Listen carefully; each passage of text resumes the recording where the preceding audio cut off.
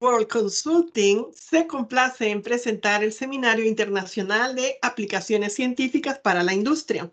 Bienvenida, ingeniera geóloga MBA Isamar Pino, desde México, con su ponencia titulada La dinámica de suelos en la práctica profesional, llamémoslo parte 1. Isamar Pino tiene una importante formación en geotecnia y administración de empresas a nivel internacional, que le ha permitido adquirir experiencia en el área técnica y en la gestión de proyectos de ingeniería, dándole las herramientas necesarias para enfrentar los grandes retos de la ingeniería moderna. Con ustedes, Isamar Pino, desde México. Muchísimas gracias a todos los compañeros, a todos los consultores y, por supuesto, a la doctora María Elisa por la organización de este evento tan importante. Acompáñenme entonces a dar un breve repaso, una visión muy general de lo que es una de las disciplinas más jóvenes del área de la geotecnia, que es la dinámica de suelos. Y es un poco interesante que siendo los terremotos, la actividad sísmica ha estado presente durante siglos en todo el planeta, es curioso que sea una de las disciplinas más jóvenes. Los grandes terremotos que han hecho o que han impulsado el crecimiento de esta disciplina se dieron entre los años 60 y 70 en Niigata, en Alaska, Japón. Y esto por supuesto que produjo una gran cantidad de desarrollo científico y afortunadamente soluciones para los inconvenientes que esto causa a las estructuras. Recordemos también que es muy importante que el riesgo, en este caso sísmico, afecta o se hace riesgo cuando hay afectaciones a personas, a edificaciones.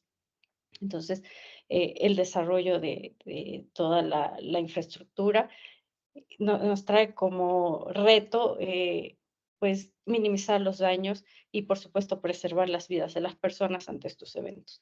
Entonces, vamos a dar un repaso general porque es la dinámica aplicada. Entonces, generalmente tenemos o sabemos de despachos de estructuras, despachos de arquitectura, despachos de, a lo mejor, de vías terrestres, de la parte hidráulica, en el área de la ingeniería civil, pero difícilmente, y también en el área de geotecnia, pues los despachos que hacen estudios de mecánica de suelos, o, estas áreas, pero difícilmente encontramos o no es muy común como que el despacho de dinámica de suelos. Entonces, hay estudios muy específicos para las zonas, por supuesto, que están expuestas a la actividad sísmica, en que estos análisis hay que hacerlos, son obligatorios y a veces queda un poco en medio de quién los hace, el que hace el estudio de mecánica de suelos, de quién es esa área. Entonces, voy a darles un repaso general de qué estudios, de qué aspectos o cuáles son los alcances de la dinámica y cuáles son los puntos que hay que tocar y analizar. Entonces, podemos ver aquí que la dinámica es una rama de la geotecnia,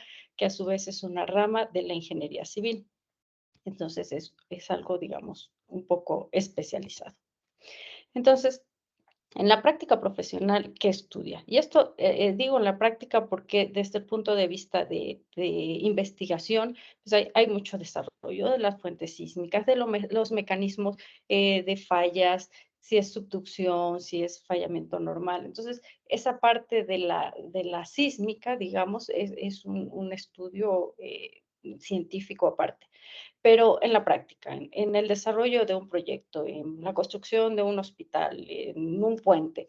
Entonces, ¿qué toca la dinámica, qué atiende y cómo lo hace? ¿O de qué se ayuda y cuáles son las herramientas que se necesitan para llegar a este estudio? Entonces, la dinámica del suelo, una de las partes más importantes es dar al estructurista el espectro de diseño de sitio. Ahorita un poco más adelante vamos a aclarar muy bien qué es. No vamos a salir expertos en espectros, pero sí vamos a saber qué es, qué nos dice, cómo se lee, qué representa. Entonces, un espectro de sitio, los efectos de interacción suelo-estructura, y esto nos referimos a que una cosa es el suelo en estado, digamos, sin estructura, y otra cosa es el impacto que la cimentación de ese edificio, de ese puente, de ese hospital va a generar en el suelo cuando impactan las ondas sísmicas. Entonces, ese efecto también es importante analizarlo. Otras de las áreas que toca la dinámica del suelo es la cimentación de maquinaria. Hay maquinaria que por su forma de manejar está sujeta, pues, a ciclos dinámicos, y es importante preservar tanto la salud de los trabajadores de la máquina. Hay ciertos niveles de vibración a la que el cuerpo humano puede aguantar. Y además de eso, la misma maquinaria, hay equipos que aceptan movimientos muy, muy pequeños, milimétricos, para el funcionamiento correcto de esta maquinaria. Otro aspecto también que se toca es hacer análisis, digamos, regionales de los riesgos sísmicos y en consecuencia también de los efectos de tsunami que esto podría traer. También otro efecto es la licuación. Bueno, en México decimos licuación, pues, también conocido como licuefacción de suelos. También es otro efecto que sucede cuando hay ciertas condiciones, tanto del suelo como de la parte sísmica. Esta va a ser la segunda parte de esta plática. Entonces, la dinámica de suelos es una rama bastante interesante porque necesita de la geología, de la geofísica, de estudios de laboratorio, que aparte es un laboratorio diferente al de mecánica de suelos, pues, y sí tiene un poco su base con algunas de las pruebas, pero son diferentes y se obtienen parámetros diferentes. Entonces, es muy transversal, toca varios puntos, se apoya de otras disciplinas mucho más conocidas, antiguas y desarrolladas. Entonces, por ejemplo, de la geología. Bueno, de la geología necesitamos conocer regionalmente. Vamos a construir un hotel, vamos a construir un edificio, vamos a hacer un puente, pero necesitamos conocer la geología regional de esa zona. Y a eso me refiero con las fuentes sísmicas. Es lo que nosotros en el área llamamos peligro sísmico, es conocer todas las fuentes generadoras de sismos potenciales que pueden afectar a ese lugar. Y por otro lado, los efectos de sitio, porque luego que conocemos cuál es todo el ambiente sísmico regional, necesitamos saber exactamente en ese lugar qué pasa. Y eso, la geología nos dice, oye, se formó, hay una cuenca, hay un depósito de arcillas, hay un depósito de arenas. Eso te permite conocer el lugar, tanto de forma regional como local. Luego, necesitamos de la geofísica, y necesitamos de la geofísica de métodos sísmicos de pozo, métodos sísmicos superficiales, métodos eléctricos, todos estos desarrollados para la geotecnia. Hemos escuchado en las presentaciones anteriores todo lo que la geofísica ofrece al campo petrolero, pero también, y a lo mejor no muy conocido, ofrece muchísimas herramientas para caracterizar los suelos, que son los depósitos, eh, mayormente distribuidos en el planeta, y que necesitamos caracterizar. Y necesitamos caracterizarlo, no solo saber que hay un depósito de arcilla y ya, necesitamos conocer sus propiedades. Todo esto se va a convertir en un modelo geodinámico que se va a traducir en propiedades, en características, se va a traducir en aceleraciones, se va a traducir en esfuerzos. Lo vamos a ver un poco más adelante con claridad. Y también, como les comentaba, necesitamos pruebas de laboratorio. Hay proyectos muy específicos, de mucho detalle, muy cuidadosos, que además de las pruebas de campo, que tienen su ventaja porque podemos realizar podemos caracterizar el sitio, digamos, de una forma más amplia, también necesitamos pruebas de laboratorio. Y estas pruebas pueden ser de baja deformación, de mediana deformación, de alta deformación. Se trata, en términos generales, para hablar del laboratorio, de extraer muestras. Esa muestra, primero que nada, es en un lugar específico. Además de que es en un lugar específico, es en una profundidad específica. Entonces, vamos a extraer una muestra, la vamos a someter a una carga cíclica, por ejemplo. Hay diferentes tipos de pruebas de laboratorio para la parte dinámica. Estas pruebas, por supuesto que las de baja deformación, digamos, no, ¿a qué me refiero con deformación? Comparándola con la deformación que puede haber durante un sismo. Entonces, una prueba de alta deformación sí es más o menos comparable a lo que se va a mover el suelo en el laboratorio o en la realidad. Entonces, de ahí vamos a obtener parámetros. Ahorita les menciono cuáles son los aspectos más importantes o las características y propiedades más importantes que necesitamos conocer, dinámicas que necesitamos conocer de los suelos. Entonces, en general, esos temas usa la dinámica de suelo, cubre la dinámica de suelo, se basa en la geología, en la geofísica y se apoya, por supuesto, también del laboratorio, además también pues del estudio científico que se ha desarrollado en esta área. Necesitamos hacer modelos geodinámicos, necesitamos apoyarnos de suposiciones, de decir, bueno, aquí tengo unos estratos que vamos a suponer horizontales, que vamos a utilizar un método u otro para modelarlos y llegar a estos resultados. Antes de comenzar, este está aquí, vamos a hablar de un espectro de sitio, que es uno de los puntos más importantes de la dinámica de suelos, uno de los estudios más solicitados en esta área. Y antes de seguir, les voy a decir cuál es el proceso que necesitamos, de forma general, pero cuál es el proceso que necesitamos transitar para llegar a un espectro de sitio. Pero antes, por supuesto que les voy a decir algunos conceptos básicos que necesitamos saber. No vamos a salir expertos en dinámica, pero sí vamos a saber qué es un espectro de sitio y cómo se obtiene de manera general.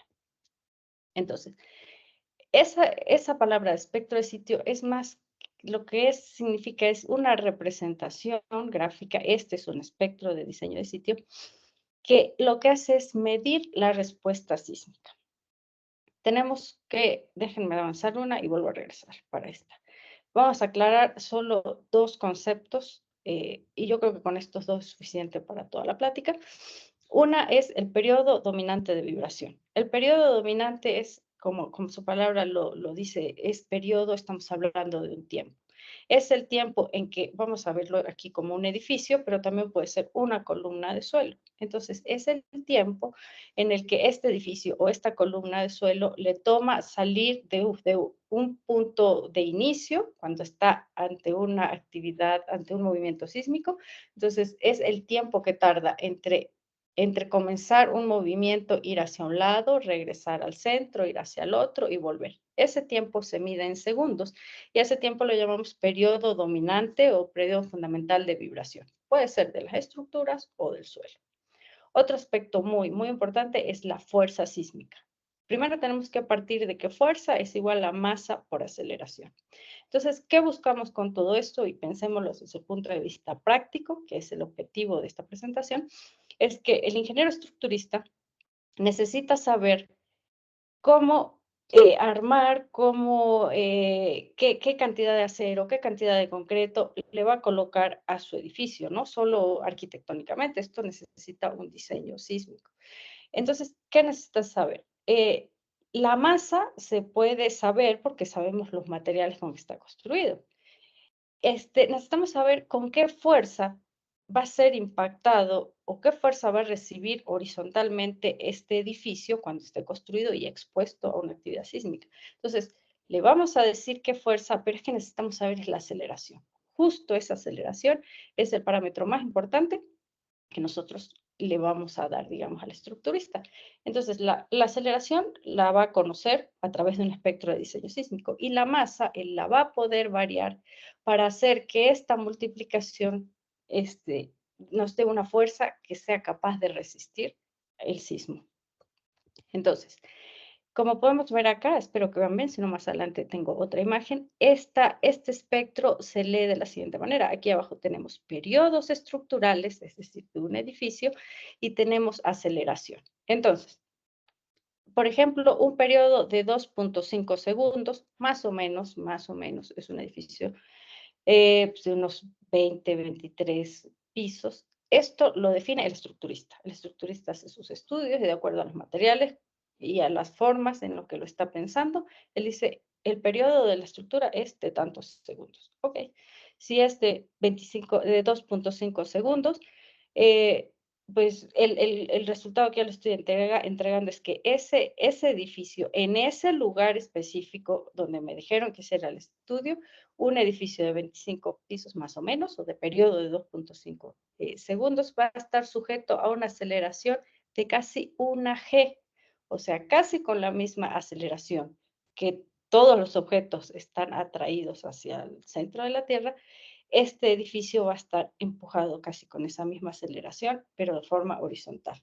Agreguemos, por supuesto, la masa para poder sacar la fuerza, pero es más o menos una relación para poderlo ver así.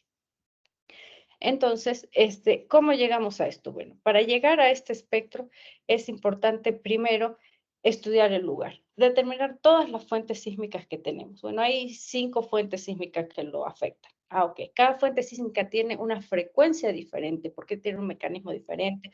Una es de subducción, la otra es de fallamiento, la otra es por actividad volcánica. Entonces, cada una tiene una frecuencia diferente, es rica en diferentes frecuencias. Entonces, ponemos todas las fuentes sísmicas. Ponemos edificios de diferentes alturas, en este caso son osciladores de un grado de libertad, suponiendo que toda la masa la concentramos arriba, por eso se ven aquí como estas masas arriba. Entonces, la ponemos sobre una sola de las fuentes, todas las alturas diferentes, y medimos cómo vibra cada uno de esos. Aquí lo vamos a ver. Entonces, este registro es un sismo, un solo sismo. Todos estos representan edificios de diferentes alturas o diferentes periodos. Y esto que estamos viendo aquí representa la respuesta. Cada uno va a responder de manera diferente. Vamos a tomar el pico más alto o la respuesta más alta para construir una curva como esta, una sola. Vamos a suponerla negra. Y eso es un espectro de respuesta. Es la respuesta de todos esos edificios o todos esos periodos de vibración diferente ante un solo sismo.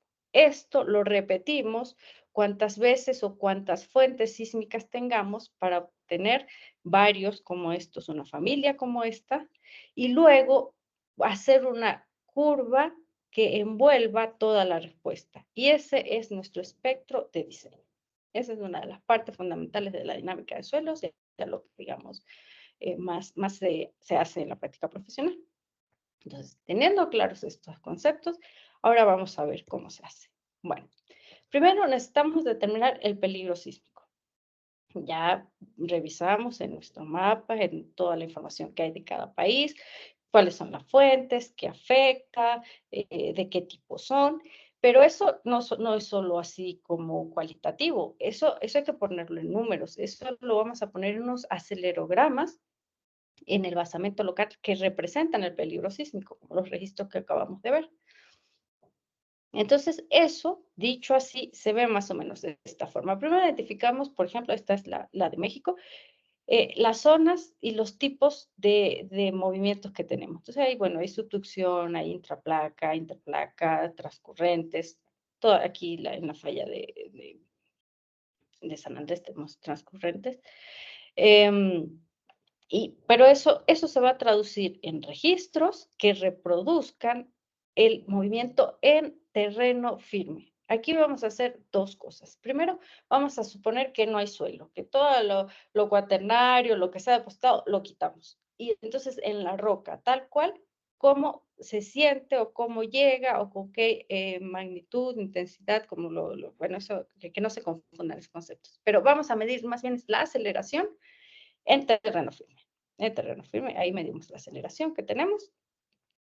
Ok, ¿esto por qué? Porque las ondas sísmicas se viajan de manera diferente en diferentes medios. Entonces, en una roca firme, maciza, en terreno firme, que estamos hablando que es terreno firme con una velocidad de onda de corte mayor a 750 metros sobre segundos. De onda de corte. Acuérdense que tenemos ondas P y ondas S. Entonces, con una velocidad de onda de corte mayor a 750 metros por segundo, estamos considerando que estamos en terreno firme. Ahí, en ese terreno firme, medimos la aceleración. Hacemos registros de todas las opciones que podrían haber, de los sitios, de los sismos esperados. Por eso necesitamos saber qué tipo de mecanismo generan los sismos para saber cuáles son las magnitudes esperadas. Y para eso hay toda un área de la sísmica dedicada al estudio de peligro sísmico. Entonces, ya que tenemos eso, aquí lo vemos gráficamente. Tenemos un movimiento sísmico, viaja a través del terreno firme. Luego las ondas van a cambiar porque se encuentran con un depósito diferente, más suave, menos compacto, con agua, estratificado de diferente manera. Entonces aquí va a haber un proceso en las ondas. Y al momento que estas ondas lleguen a la superficie, pues ahí también pues, van a haber cambios. Y si se encuentra en medio con la cimentación, que es más rígida, también hay efectos. Entonces, después que tenemos esto ya, fíjense que este es, por ejemplo, aquí en México, estos son los sismos de subducción. Así se vería más o menos los sismos de subducción que afectan a la Ciudad de México. Si le quitáramos todo lo que la Ciudad de México tiene arriba, que son espesores de casi 100 metros de arcilla. También hay sismo de profundidad intermedia, que tendrían estas características, con picos más altos en frecuencias más bajas. Todo eso habría que analizarlo. Al final necesitamos hacer esto, vamos a verlo. Por ejemplo, este es un ejemplo al norte de México, que es en Estados Unidos. Este sitio en particular está afectado por 3 mecanismos de fallas diferentes, con frecuencias diferentes, con magnitudes esperadas diferentes. Y aparte, geológicamente bastante complicada. Hay mucho fallamiento, mucha actividad. Aquí están todas las fallas que afectan y las magnitudes esperadas. Entonces, para cada uno de estos procesos tenemos que hacer el espectro que les mostraba antes. Aquí en roca, necesitamos primero hacerlo en roca. Luego, que ya tenemos definido el peligro sísmico, entonces vamos a definir la amplificación local del sitio. Entonces ahí sí importa exactamente la ubicación. Necesitamos saber si estamos sobre un depósito de arcillas, de arena, si son depósitos aluviales, bueno, las características específicas. Y aquí lo que va a suceder es que vamos a tener un registro o una respuesta en terreno firme, otra respuesta posiblemente mayor, porque las ondas van a viajar más lento, lo que hace que haya más movimiento en estos puestos de suelo, y después, más arriba, poniendo la estructura, vamos a tener otra respuesta. Entonces, el hacer un espectro de diseño hace esto, analizar las 3 respuestas y darla en una figura, digamos.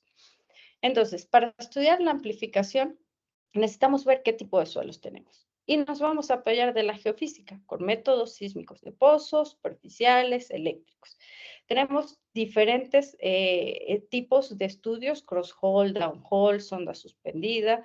Esto se necesitan hacer perforaciones, necesitamos meter unos geófonos, provocar una perturbación y medir la velocidad de onda de corte, como les comentaba, es muy importante. Esto pues ahí es parte de estos análisis, hacer estos estudios, entonces nos apoyamos de la geofísica para hacerlos. Lo que vamos a obtener es un perfil de velocidades de onda de corte y de onda P también, pero nos interesa las de onda de corte. Vamos a obtener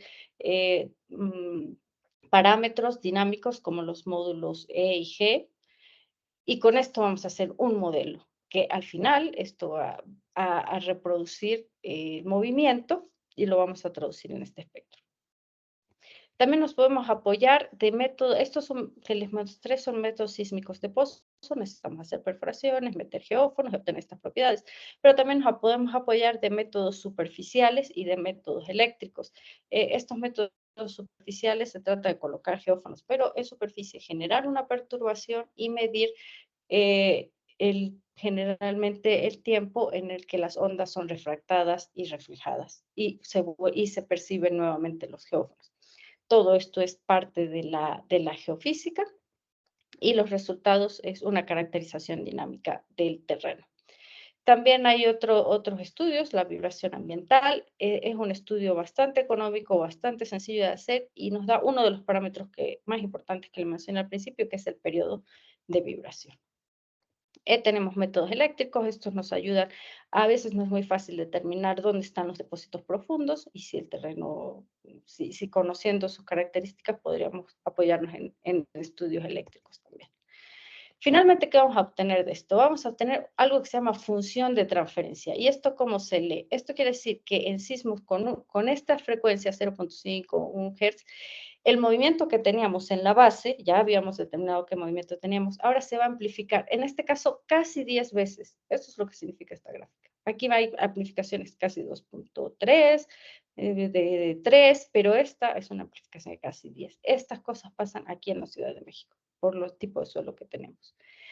Vamos a integrar esto a través de un método un poco laborioso, pero esto nos va a llevar al espectro de respuesta. Todos los espectros de respuesta nos va a llevar a lo que ya vimos al principio, a varios espectros de respuesta que van a ser, los vamos a construir o los vamos a cubrir con un envolvente y vamos a tener finalmente un espectro de diseño. Este espectro de diseño está envolviendo a las dos actividades o los dos efectos principales, por lo menos en la Ciudad de México, que son los sismos de subducción y de profundidad intermedia. Finalmente, hay que tomar en cuenta la interacción que se produce entre el suelo, la cimentación y la estructura. La presencia, hay dos tipos, hay interacción cinemática e inercial. La presencia de la cimentación genera cambios en las ondas. Esos cambios se pueden, no es un proceso fácil, esto de la interacción cinemática es uno de las partes más complicadas de modelar, pero se puede calcular una excitación efectiva donde los desplazamientos y las fuerzas en el suelo se expresan mediante combinaciones lineales de respuestas modales y de coeficientes de participación. Esto se simula como que si la cimentación fuera cilíndrica, y bueno, hay que hacer varias suposiciones para llegar a esto, pero pues eso es mejor que no tomarla en cuenta, aunque sean suposiciones no muy cercanas a la realidad, se puede tomar un radio equivalente y se puede hacer perfectamente, se puede hacer el modelado. Esto, al final, ¿cómo se expresa? Igual, con un espectro de diseño. Generalmente buscamos reducciones, que esas aceleraciones sean más bajas. Si resultaran más altas, no tendríamos reducción, pero tendríamos certidumbre de qué está sucediendo en este sitio. Y la otra es la interacción inercial. Esto quiere decir que el edificio como tal, pues tiene una flexibilidad, tiene un movimiento. Lo vamos a modelar a través de resortes y amortiguadores y eso nos va a dar un comportamiento que vamos otra vez a ajustar y lo vamos a presentar de esta forma. Otro espectro, esperemos que más reducido, este verde ya sería el que contiene la interacción cinemática y la interacción inercial. Esa es una de las partes más importantes de la dinámica del suelo. Otro aspecto es la ecuación, que lo vamos a ver ahorita en la parte 2. Y bueno, esto ha sido un paseo muy general por la práctica de la dinámica de suelos. Otra cosa muy importante, nosotros tenemos una responsabilidad a la hora de diseñar estos edificios, de tomar en cuenta cada fuente sísmica, cada comportamiento de la estructura, porque para la gente normal, ellos no saben de depósitos de suelo ni de interacción. Para ellos un sismo se ve como se los estoy mostrando en estas imágenes. Entonces, la responsabilidad está en nuestras manos. Muchas gracias por su atención.